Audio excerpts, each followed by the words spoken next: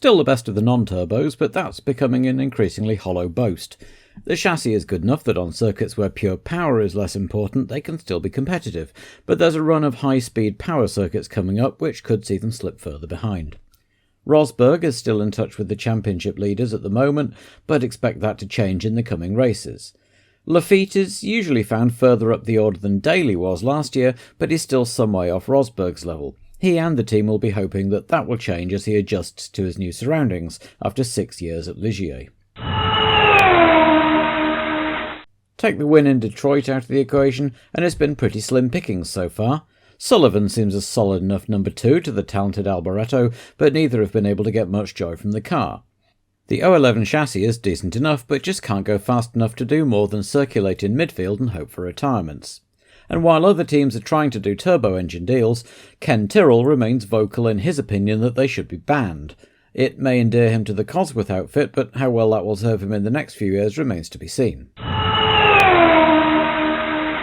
Fascinatingly inconsistent performance from Brabham. The radical-looking BT52 is very fast when it's running, but is proving fragile. Not the engine so much as last year, but just an array of little niggling problems.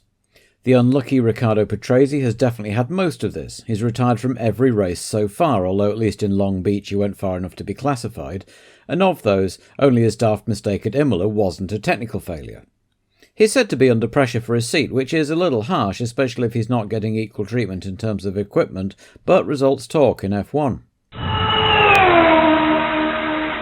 The McLaren team started the season well enough, with Lauda third in Brazil and that fantastic win from the back in Long Beach, but more often than not their poor grid slots have cost the team, and failing to qualify either car in Monaco was a real low spot.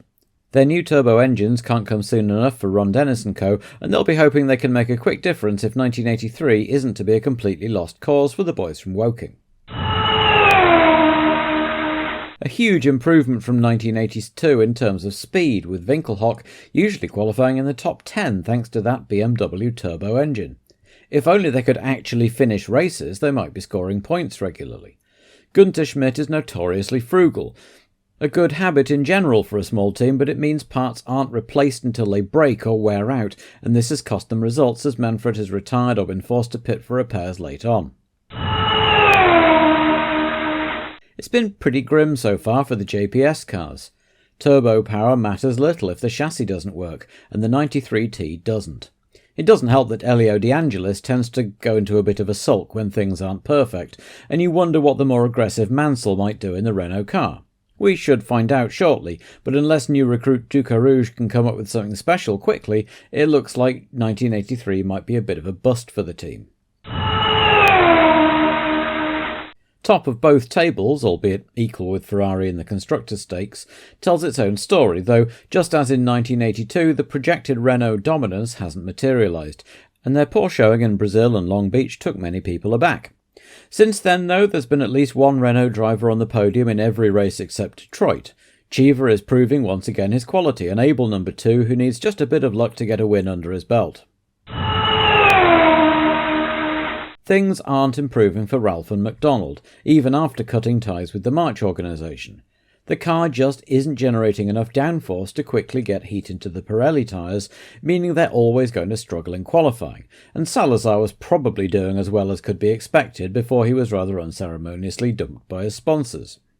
Whoever drives the car from Silverstone onwards will have a tall order to look like anything other than an also-ran. The car's faster than it was last year, and De Cesaris in particular is usually qualifying well, but the team are still working on the right balance between turning the boost up for speed and down for reliability. Right now it seems that they can either go fast or they can finish, not an enviable position for a team to be in. De Cesaris continues to show some flashes of talent, while Baldi blows hot and cold, but is at least fairly reliable. This was always going to be a rebuilding year at Ligier, but even they must be taken aback at just how badly things are going. The JS21 isn't actually a bad chassis, though it could use some more power, but the weakness here is in the cockpit. Jarier seems to have lost interest already and is acquiring an unwanted reputation for being difficult to lap, while Boesel is basically being ignored by the team. Not his fault, but it's not helping the general mood.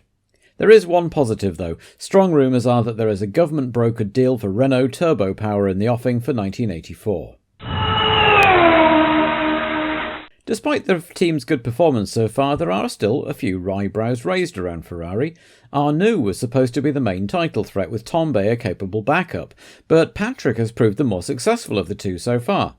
The famously fickle tifosi are already talking about Arnoux' stay at Maranello being a short one, while Tambay has done a Rosberg, from unemployed to title challenger in 12 months. It's a funny old game, this.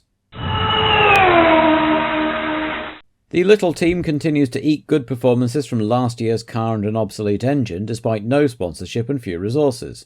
Marc Surer has been excellent and must be staking a claim to a better drive, while Boutsen has looked livelier in his 2 races so far than Chico Serra did in his 4 starts.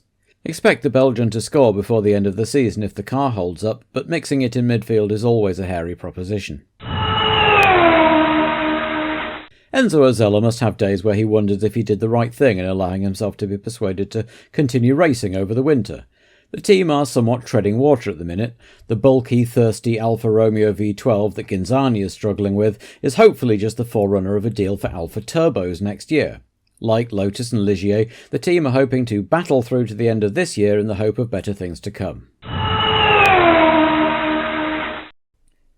Teddy Yip and Mo Nunn's little team started the season brightly, with new boy Cecotto showing some talent with a feisty point in Long Beach, as well as winning many fans in the paddock with his easygoing attitude. But things have been going backwards since. A double DNPQ in Monaco is a particular low point. Yip remains a popular figure in the sport, but his willingness to pour money into the team is reportedly wearing thin. The team continues to improve year on year and are regular qualifiers in the midfield and occasionally the top 10, but are still finding a real problem with reliability, particularly in the engine department. The Hart engine seems to ingest its turbochargers on a regular basis, while the suspension has also proved a weak point, but the team are only a little bit of luck away from getting that elusive first point.